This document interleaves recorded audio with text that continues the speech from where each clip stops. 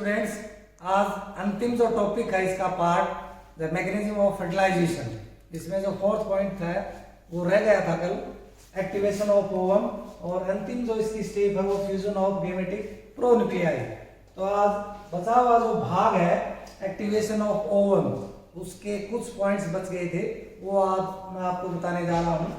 तो इसके अंतर्गत मेटाबॉलिक एक्टिवेशन होता है।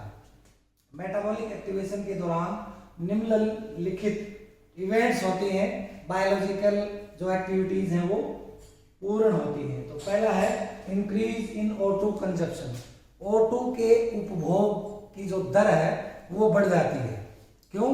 क्योंकि जैसे एक्टिवेशन ओवम होगा तो ओवम के एक्टिवेशन के कारण अनेक जैविक क्रियाएं शुरू हो जाती हैं, जिसके कारण से उन जैविक क्रियाओं को सुचारू रूप से चालू रखने के लिए O2 की आवश्यकता होती है। आपको पता ही है कि O2 की आवश्यकता क्यों? क्योंकि भोज्य पदार्थों का ऑक्सीडेशन ऑक्सीजन की उपस्थिति में होता है, जिससे ATP बनती है। इसलिए संपूर्ण O2 कंजप्शन के अंदर O2 कंजप्शन रेट है वो बढ़ जाती है। साथ ही साथ ओवम में पाए जाने वाले जितने भी पॉलीसेकेराइड्स हैं वो टूटने लगते हैं, ब्रेक डाउन ऑफ पॉलीसेकेराइड्स। तीसरा है increase in protein synthesis. Protein synthesis के संश्लेषण में या प्रोटीन के निर्माण में बढ़ोतरी होना शुरू हो जाती है। वो इसलिए होती है क्योंकि आगे चलकर नेक्स्ट जो स्टेप आएगी वो क्या है, क्लीवेज। मतलब फर्टिलाइजेशन के बाद जो फेज आती है एम्ब्रियोनिक डेवलपमेंट की, वो क्लीवेज, विदलन। तो विदलन एक सामान्य समसूत्री विभाजन है जिसके द्वारा जाइगोट जो है बनेगा। जाइगोट मतलब the fusion of male and female gamete से बनने वाली जो डिप्लॉइड सेल है वो जाइगोट, और जाइगोट बनते ही आगे क्लीवेज या विदलन होना है, समसूत्री विभाजन होना है। तो 1 से 2 सेल बनेंगे, 2 से 4, 4 से 8। तो प्रत्येक सेल के ऑर्गेनल के निर्माण में प्रोटीन जो है वो भाग लेती है। इसलिए अनेक प्रकार की प्रोटीन्स के निर्माण में बढ़ोतरी होती है। आपको मैं बताऊं कि हमारे शरीर के लिए सबसे इंपॉर्टेंट जो कंपोनेंट है या कॉन्स्टिट्यूएंट है वो है प्रोटीन। क्योंकि प्रोटीन जो है वो 3 रोल अदा करती है। पहला है स्ट्रक्चरल प्रोटीन। आप देखिए कि एक सेल के किसी भी कोशिकांग के अंदर, सेल ऑर्गेनल के अंदर उसकी जो निर्माण है उस निर्माण में प्रोटीन भाग न लेती हो। सब में प्रोटीन के द्वारा उनकी आउटर मेम्ब्रेन है या उनके निर्माण में प्रोटीन भाग लेती है। तो इस तरह से वो स्ट्रक्चरल प्रोटीन के रूप में काम करती है। दूसरा है, आपने देखा होगा जितने भी एंजाइम्स हैं, मोस्टली जो एंजाइम्स हैं वो प्रोटीन के बने होते हैं, इसलिए जो एंजाइमेटिक प्रोटीन के रूप में काम में आती है। और तीसरी जो इंपॉर्टेंट है वो है रेगुलेटरी प्रोटीन। रेगुलेटरी प्रोटीन के अंतर्गत जितने भी हॉर्मोन्स हैं वो सारे प्रोटीन के बने होते हैं। कुछ हॉर्मोन्स प्रोटीन के साथ फॉस्फेट ग्रुप जुड़ा रहता है, कुछ प्रोटीन के साथ ग्लाइकोजन ग्रुप जुड़ा रहता है, लेकिन प्रोटीन अवश्य होती है। इसलिए हमारे शरीर के लिए सबसे महत्वपूर्ण जो कंपोनेंट है वो है प्रोटीन। इसलिए प्रोटीन सिंथेसिस की जो दर है वो बढ़ जाती है। तो ओवम की जो पीएम है उसकी परमेबिलिटी चेंज हो जाती है, अर्थात increase the PM permeability for H2O, phosphate, potassium and ethylene glycol. ये जो सब्सटेंस है, पानी है, फॉस्फोरस है, पोटेशियम है और इथाइलिन ग्लाइकोल है, इनके लिए ओवम की पीएम की परमेबिलिटी बढ़ जाती है। इसके अलावा जो पीएम का जो एंजाइम है एडिनाइल साइक्लेज वो एक्टिव हो जाता है, become active and to form 3,5 cyclic AMP। तो एडिनाइल साइक्लेज जो है वो पीएम का एंजाइम है, प्लाज्मा मेम्ब्रेन का। ओवम की पीएम का एंजाइम वो एक्टिव होकर 3,5 साइक्लिक AMP का निर्माण करता है। साथ ही साथ ओवम के अंदर साइटोप्लाज्म में आयोनिक चेंजेस आते हैं। In at increase the concentration of sodium ion, potassium ion and calcium ions. जो आयोनिक चेंजेस आते हैं उसका कारण है कि बाहर से सोडियम आयन अंदर आएंगे, बाहर से पोटेशियम आयन अंदर आएंगे, और इन आयनों के अंदर आने के कारण जो कोशिकांग है ER, एंडोप्लाज्मिक रेटिकुलम, उसके अंदर संग्रहित किए हुए कैल्शियम आयन ER से बाहर आएंगे। इसलिए ओवम के साइटोप्लाज्म के अंदर आयनिक चेंजेस आते हैं, अर्थात positive charge ion sodium, potassium और कैल्शियम आयनों की सांद्रता बढ़ जाती है। साथ ही साथ एनएडी जो है, निकोटिनिमाइड एडेनिन डाइन्यूक्लियोटाइड, एनएडी एटीपी के साथ जुड़कर या एटीपी एनएडी के साथ जुड़ेगी और एनएडी काइनेज एंजाइम की उपस्थिति में एनएडीपी प्लस एडीपी, एटीपी का जो एडिनोसिन ट्राइफॉस्फेट उसका एक फॉस्फेट ग्रुप जो है वो एनएडी के साथ जुड़ता है और इस परिघटना को, इस फिनोमेना को कहते हैं फॉस्फोराइलेशन। अर्थात एनएडी का फॉस्फोराइलेशन होता है, एटीपी से एक फॉस्फेट ग्रुप एनएडी के साथ जुड़कर एनएडीपी बनाता है और एडीपी बनती है एडिनोसिन डाइफॉस्फेट। इसी तरह increase the amount of hexose phosphate, hexose phosphate आपको पता है जीसी के द्वारा या जीसी में स्टोर किया जाता है, तो हेक्सोस फॉस्फेट की मात्रा में बढ़ोतरी होती है। और लास्ट जो सबसे इंपॉर्टेंट जो पॉइंट है इसका वो है इनिशिएशन ऑफ क्लीवेज, विदलन की शुरुआत। विदलन जो प्रोसेस है, क्लीवेज प्रोसेस है, उसका इनिशिएशन या शुरुआत हो जाती है। वो क्यों होती है? Due to increase the rate of DNA synthesis, DNA synthesis की जो दर है वो बढ़ने के कारण विदलन की शुरुआत हो जाती है। Mitotic spindles formation in is starts from centriole of sperm, mitotic spindle के निर्माण की शुरुआत हो जाती है और ये माइटोटिक स्पिंडल जो है वो मेल गेमिट या स्पर्म के सेंट्रोसोम में पाए जाने वाले सेंट्रियोल के द्वारा इनका निर्माण होता है। क्योंकि एग सेंट्रियोल जो है वो इनएक्टिव स्टेट में होता है, वो सक्रिय अवस्था में नहीं होता, इसलिए विदलन या जायगोट के बाद जस्ट पहला विभाजन होगा जिसे हम फर्स्ट क्लीवेज कहते हैं, जो समसूत्री विभाजन होगा, उसके लिए आवश्यक माइटोटिक स्पिंडल्स का जो निर्माण है वो मेल गेमिट अर्थात स्पर्म के सेंट्रियोल्स के द्वारा होता है। तो इस तरह से ये एक्टिवेशन ऑफ ओवम और इसका जो लास्ट जो स्टेप है द मैकेनिज्म ऑफ फर्टिलाइजेशन वो है फ्यूजन ऑफ गेमेटिक प्रोन्यूक्लियाई। तो इसमें मैंने डायग्राम बनाए हैं ए से डी।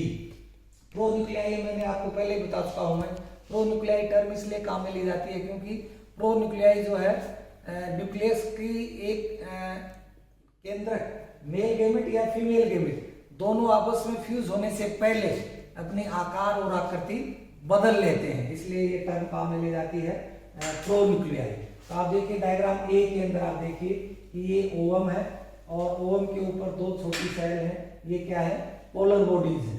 पोलर बॉडी, चूंकि इन पोलर बॉडी ध्रुवकार, पोलर बॉडीज के अंदर क्या है कि साइटोप्लाज्म या भोज्य पदार्थों की मात्रा कम होने के कारण धीरे धीरे ये डिसअपीयर हो जाती हैं, डिग्रेड हो जाती है, नष्ट हो जाती है। ये ओवम है, ओवम के संपर्क में मेल गेमिट का न्यूक्लियस हैप्लॉइड है और ओवम के अंदर ये फीमेल गेमिट जो कि हैप्लॉइड है। तो जिस मार्ग से मेल गेमिट या मेल प्रोन्यूक्लियाई प्रवेश करता है वो मार्ग कहलाता है penetration path.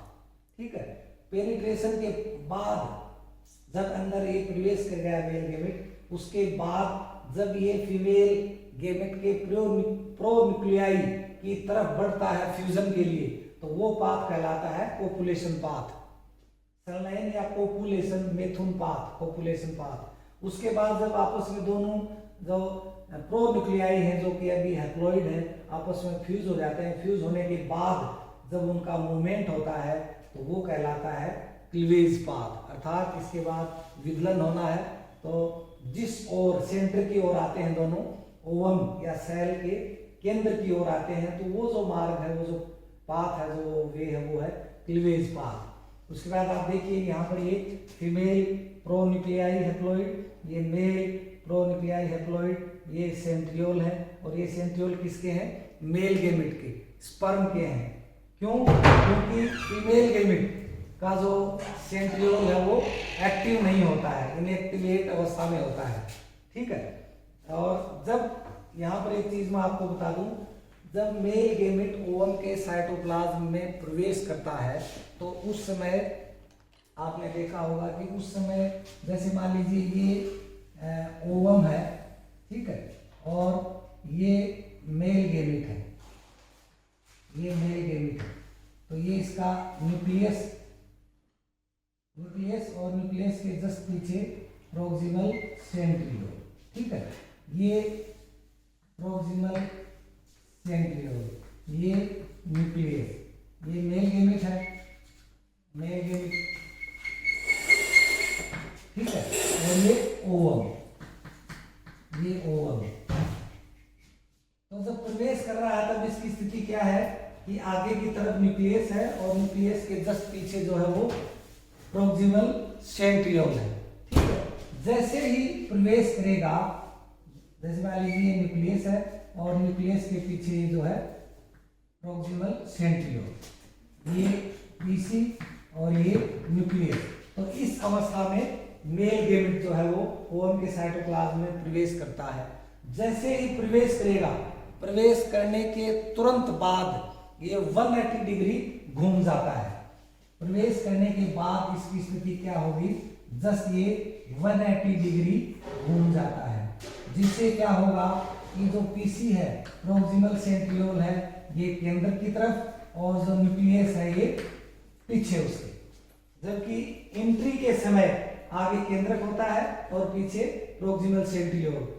Just after the entry of male gamete into cytoplasm rotate 180 degree, 180 degree घूम जाता है, जिसके कारण क्या होगा कि जो प्रोक्सिमल सेंट्रियोल है वो आगे की ओर और जो केंद्रक है मेल गेमेट का वो उसके पीछे हो जाता है। ऐसा इसलिए होता है क्योंकि अगर मेल गेमेट 180 डिग्री नहीं घूमेगा तो जो सेंट्रियोल है, सेंट्रियोल को आगे चलकर माइटोटिक स्पिंडल्स बनाने हैं, एस्ट्रेज बनानी है, तारक किरणें उसको बनाना है, अर्थात वो क्लीवेज के शुरुआत करनी है, उसको विदलन की शुरुआत करनी है। अगर प्रोक्सिमल सेंट्रियोल परिधीय भाग में होगा तो क्या होगा, जब विदलन होगा तो सेल जो है वो समान या वो केंद्रीय भाग की स्थिति में नहीं होने के कारण कैरियोगेमी साइटोगेमी इक्वल या अनइक्वल हो सकती है। इसलिए मेल गेमेट प्रवेश करते ही 180 डिग्री घूम जाता है, जिसके कारण प्रोक्सिमल सेंट्रियोल ओवम के या कोशिका के मध्य भाग में आ सके। ठीक है, अब आप देखिए सेंट्रियोल है, इसके बाद माइटोटिक स्पिंडल्स का निर्माण किया जा रहा है इन सेंट्रियोल के द्वारा, जो कि मेल गेमेट के हैं। ये फीमेल प्रोन्यूक्लियाई न्यूक्लियस और ये मेल प्रोन्यूक्लियाई। उसके बाद ये दोनों आपस में फ्यूज हो गए, फ्यूजन ऑफ गेमेटिक प्रोन्यूक्लियाई। जब दोनों गेमेटिक प्रोन्यूक्लियाई फ्यूज हो जाते हैं तो इस अवस्था में ये जो सेल है ये पुनः अपनी पूर्व की अवस्था या 2n डिप्लॉइड फॉर्म में, डिप्लॉइड फॉर्म या डिप्लॉइड फॉर्म प्राप्त कर लेती है। अपने जो पेरेंटल सेल है, पेरेंटल मतलब मैटरनल और पैटर्नल सेल के अंदर जो क्रोमोसोम्स हैं उनकी संख्या को ये पुनः प्राप्त कर लेती है और अब ये कहलाएगा जाइगोट। अब ये कहलाएगा जाइगोट, न कि ओवम या एग। अब ये जाइगोट कहलाएगा। जाइगोट के बाद जो डिवीजन होंगे, जो डिवीजन होते हैं जाइगोट में, डिवीजन विभाजन जो होते हैं वो क्या कहलाता है, क्लीवेज। ये कहलाता है विदलन। तो आगे की जो एम्ब्रियोनिक डेवलपमेंट है या एम्ब्रियोनिक एम्ब्रियोजेनेसिस है, उसके आगे की जो स्टेप आएगी वो जाइगोट से, जाइगोट में जो डिवीजन होंगे जो कि माइटोटिक होंगे, और ये जो माइटोटिक डिवीजन है ये प्रोसेस है वो कहलाती है क्लीवेज या विदलन। इस तरह से जो मैकेनिज्म ऑफ फर्टिलाइजेशन का जो आपका चैप्टर है वो कंप्लीट होता है। एग्जाम के अंदर कई बार इसमें शॉर्ट नोट, तो छोटे क्वेश्चन है, जो फर्स्ट क्वेश्चन आएगा उसके 9 भाग होंगे, 10 छोटे क्वेश्चन आते हैं। उसमें कई बार ये डेफिनेशन पूछ ली जाती है कि प्रोन्यूक्लियाई क्यों कहा गया, क्या है, what do you mean by pronuclei, या जाइगोट क्या है, ओवम क्या है, एग क्या है। तो ये चीजें आपको ध्यान रखनी है। बाकी जो मैकेनिज्म ऑफ फर्टिलाइजेशन, ये एग्जाम के अंदर एक बड़ा क्वेश्चन जो 6 नंबर का है वो मोस्टली आता है। थैंक्स।